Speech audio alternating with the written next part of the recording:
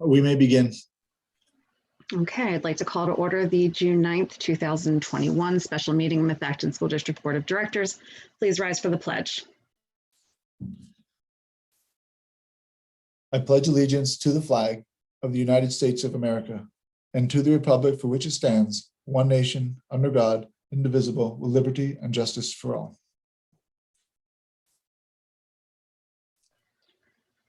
Public is hereby advised of the audio and video recording of this meeting for the purposes of rebroadcasting.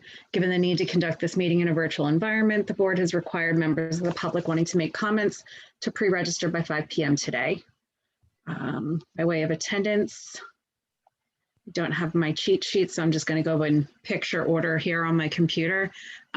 Ms. Reese? Here. Mr. Winters? Here. Ms. Hull? Here. Ms. Cancro? Here. Mr. Navarrete? Here. Ms. Purdue? Here. Mr. McGinnis? Here. Ms. Drummond? Here. All right. 1, 2, 3. All right. Recognition of guests and scheduled speakers, Dr. Zerbe. Thank you, Madam President. This evening, we have one matter for the board to discuss and deliberate upon, and that is the settlement agreement with Shepherd Restoration. Mr. Bricker is here to give us some background on that particular matter. Mr. Bricker? Thank you, Dr. Zerbe. Tonight, the sole item on the agenda for voting is the settlement agreement with Shepherd Restoration Engineers. This settlement involves the 2020 master plan projects, including the high school entrance, high school canopy and pads, as well as the Eagleville facade. It also includes the design work associated with the bidding of the current high school and canopy and pad project.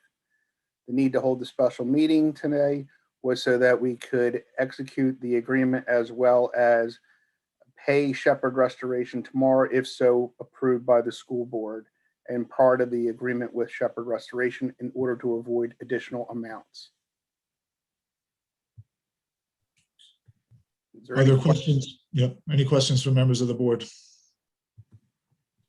It should be noted that the matter, like any other settlement matter, included the work of our solicitor and the firm Shepherd Restoration solicitor to review all the matters and produce a document for which is attached to the agenda, signed by Shepherd Restoration and available for your approval and the review by members of the public.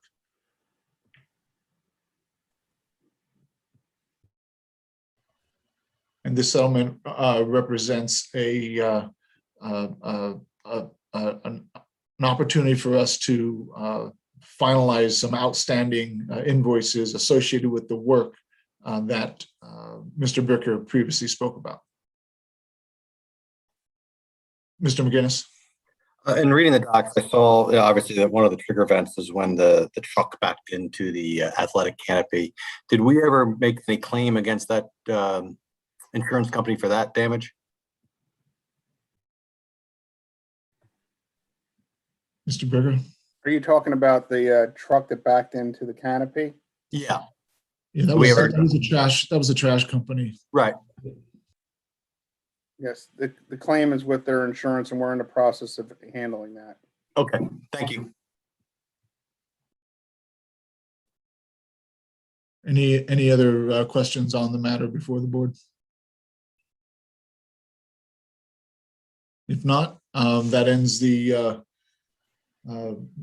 guests and scheduled speakers for this evening. Madam President.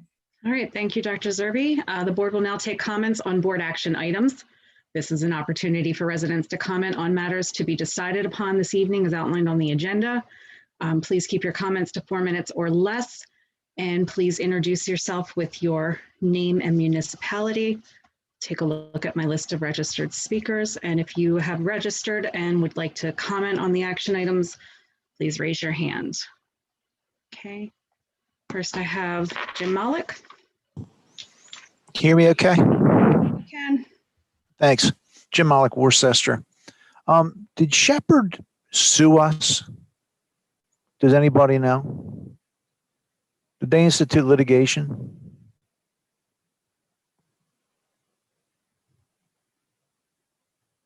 Am I correct that the district made an error regarding Shepherd, and that's why we're here at this point?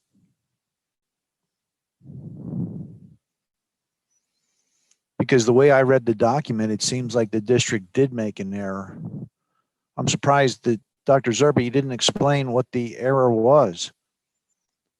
In reading the document, it looked like we used Shepherd's design and had somebody else do the work. Is that right? Who made the error? Because absent an answer from the board, I have to assume that this all falls in the lap of the property committee and the chair, Mr. Navarrete. Because that, from my recollection, that's who oversaw the canopy project, the facade, and all the rest of those issues. So maybe somebody can clarify where this error was and who made it, and then what steps have been implemented so this error doesn't happen again? Has anybody looked at the process to make sure that it doesn't happen again? I'm assuming it's the property committee and Mr. Navarrete, but maybe, for all I know, it's the solicitor looking at your contract and not giving you the appropriate advice. So it'd be nice for the public to find out exactly what the problem was, how you guys addressed it, and how you can prevent it in the future. And here lies one of the problems we have. You guys won't answer questions from the public. Now, if you'd explain this thing in detail to the public, explaining, what the error was, who made it, how you're going to correct it, there's no need for a right to know request.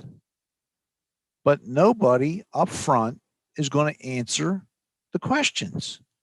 So you leave us only one option, and that's to file right to know request to get the answers. Now, I really don't feel it's necessary to file right to know requests when you guys can simply just tell us what the story is. I mean, we're coming to a settlement agreement for a reason. So acknowledge that there's an error, tell us who made it, tell us how you're going to correct it, and then nobody has to request anything.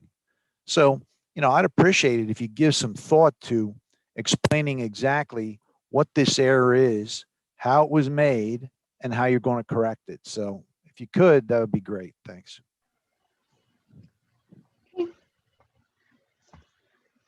Anyone else for comment on board action items? Okay.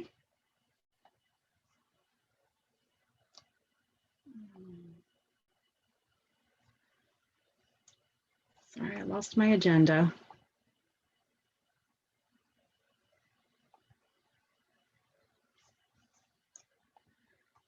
Okay, can I have a motion to approve the suspension of board policy 006.2 with specific regard to limitation on number of directors participating in a meeting electronically?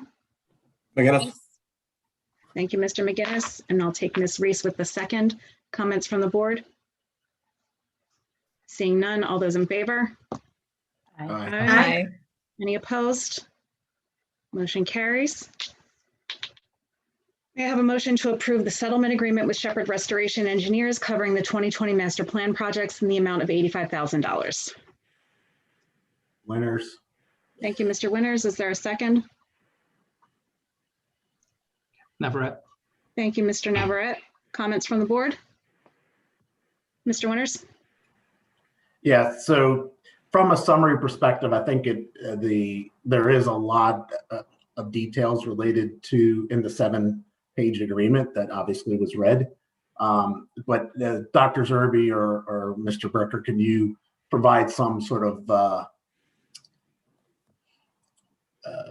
verbiage around the settlement agreement and sort of the plain man's explanation of what happened? I believe the settlement amount is less than the amount that outstanding bills as well, if I'm correct on that.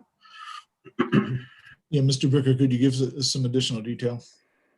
Sure. So the settlement agreement involves the billing associated predominantly with or actually all of the billing associated with the 2020 master plan projects and the invoices submitted by SRE. In reviewing the invoices, there was amounts that we felt were not appropriately charged, and we came to an agreement with SRE to pay what we mutually agreed on being the correct amount being billed. There's an additional $5,000, which is associated with them standing behind their designs for the 2021 high school canopy and pads, which they would be contractually obligated to, but if they have to answer questions, we felt it would be prudent to have some kind of financial agreement associated with that to take out any questions on their part going forward. Okay, so when we are moving from one supplier to another, in this case consultant, the responsibility for the exiting is obviously, I assume, within the property committee, the property board, director of facilities, and also Fidavia. Is that correct? Can you say that one more time? I mean, pretty much the follow-up has to be with Fidavia and the director of facilities to make sure that we're exiting and not tripping on each other when we're changing suppliers. So in this case, this would be something that Fidavia, as they went through the bidding process, had used those designs, which was appropriate if, with us owning them as we pay for them.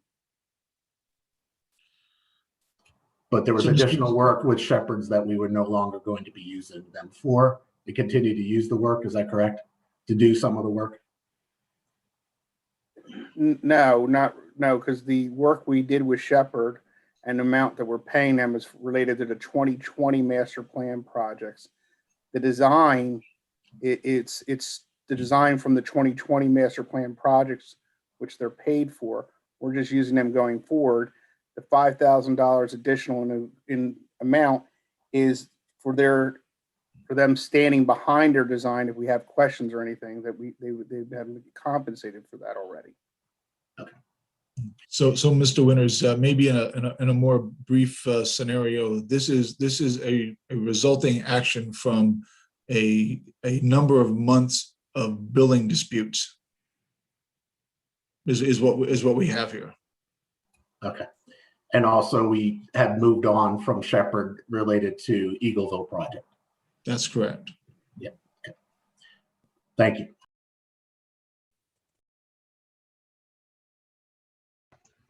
Anything else from the board?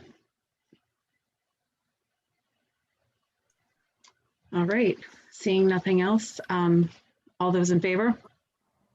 Aye. Any opposed? Motion carries 9-0. With that, I'll move on to courtesy of the floor. This is the time for members of the public to comment on any items that could potentially come before the board at a later date, anything relative to the district. We asked again for members to pre-register. Please keep your comments to 4 minutes or less. State your name and municipality. And if you have pre-registered, please raise your hand.